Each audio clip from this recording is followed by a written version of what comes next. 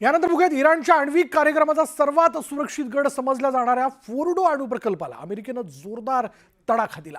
अमेरिकेच्या B2 बॉम्बर्समधून कोसळणाऱ्या 13,000 किलोच्या bomb गोळ्यांनी इराणच्या अणुप्रकल्पाचे अक्षरशः 3-13 वाजवले।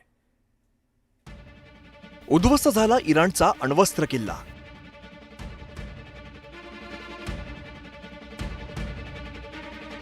अमेरिकेने भेदलं फोर्डोचं चक्रव्यूह। अमेरिकेच्या बाहुबलींनी पूर्ण केली ट्रम्पची शपथ।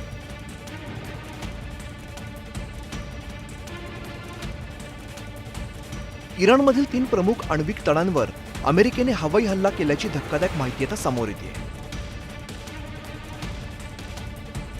रविवारी सकाळी अमेरिकेने इराणच्या ज्या ठिकाणांना लक्ष्य करण्यात आलं त्यामध्ये फोर्डो, नतांज आणि इस्फहान या अणुप्रकल्पांचा समावेश आहे। या 3 अणुप्रकल्पांपैकी फोर्डो हा प्रकल्प सर्वात सुरक्षित मानला जात होता, कारण फोर्डो प्लांट जमिनीपासून सुमारे 90 मीटर खाली आहे। त्यामुळे ठिकाण आतापर्यंत इस्रायली हल्ल्यांच्या आवाक्याच्या बाहेर राहिलं होतं। अमेरिकेने मात्र इकडे हल्ला करण्यासाठी त्यांचं सर्वात प्रगत विमान B2 स्टेल्थ बॉम्बर्स वापरलं, जे खोल आणि सुरक्षित लक्ष्यांना देखील यशस्वीरित्या लक्ष्य करू शकतात। या विमानांमधून इराणच्या आण्विक प्रकल्पांवर मॅसिव्ह ऑर्डिनेन्स एअर ब्लास्ट श्रेणीत मोडणारे GBU-57AB MOAB बॉम्ब हे टाकण्यात आले। अगदी जमिनीच्या आत खोलवरती नुकसान करण्याची क्षमता असलेली स्फोटकं मदर ऑफ ऑल बॉम्ब म्हणून ओळखली जातात। आधुनिक युद्धात अशा प्रकारच्या विध्वंसक शस्त्रांचा वापर शक्यतो केला जात नाही। त्यामुळे आता अमेरिकेने इराणच्या आण्विक प्रकल्पांवरती हे संहारक बॉम्ब टाकल्यामुळे आता त्याची जोरदार चर्चा सुरू झाली आहे। पण फोर्डोचं जे होतं ते एका पर्वतराजीमध्ये पर्वताच्या आतमध्ये जवळपास 200 ते 300 फूट आतमध्ये होतं आणि इस्रायलला ते नष्ट करणं शक्य नव्हतं। असे बॉम्ब फक्त अमेरिकेकडे आहेत, ज्याला ते मासिव्ह ऑर्डिनन्स पेनिट्रेशन बॉम्ब म्हणतात।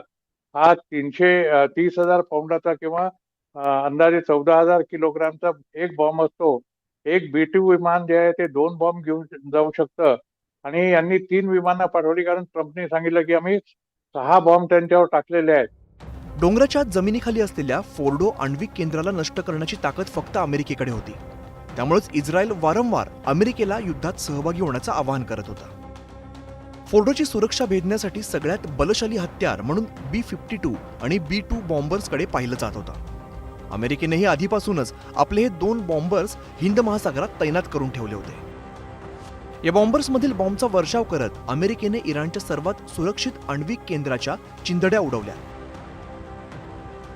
आता तेवढ्या एरियामध्ये जर 6 बॉम्ब गेले आणि हे सगळे बॉम्ब त्यांनी जवळपास 50,000 ते 60,000 फूट उंचीवरनं टाकलेले आहेत, त्याचा अर्थ असा की ते जमिनीमध्ये 200 फूट त्याची जी पेनिट्रेशन लिमिट आहे त्याच्याही खाली गेले असणार, कारण कायनेटिक एनर्जी जितक्या वरनं आपण टाकू तितकी ती कायनेटिक एनर्जी जास्त होते आणि हे कायनेटिक एनर्जी वाले बॉम्ब असल्यामुळे खूप आतमध्ये जाऊन ते फुटले।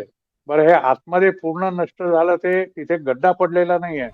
डोनाल्ड ट्रम्प यांनी आधीच इराणचा आण्विक कार्यक्रम थांबवण्याचा इशारा दिला होता, पण त्यानंतरही इराणच्या कुरघोड्या सुरूच राहिल्या। इस्रायलवर सातत्याने हल्ले करणं, अमेरिकेच्या धमक्यांकडे दुर्लक्ष करत इराणने प्रतिआव्हान देणं असं सुरूच होतं। आपल्या अणुप्रकल्पांना, त्यातही फोर्डोच्या सुरक्षेला कोणीच भेदू शकत नाही असं इराणला वाटत होतं।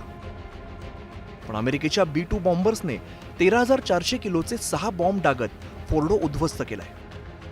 त्यामुळे आता अमेरिकेच्या या हल्ल्याला इराण काय प्रत्युत्तर देतं आणि या युद्धाला 3ऱ्या महायुद्धाचं स्वरूप मिळतं का, याकडे अवघ्या जगाचं लक्ष लागलंय।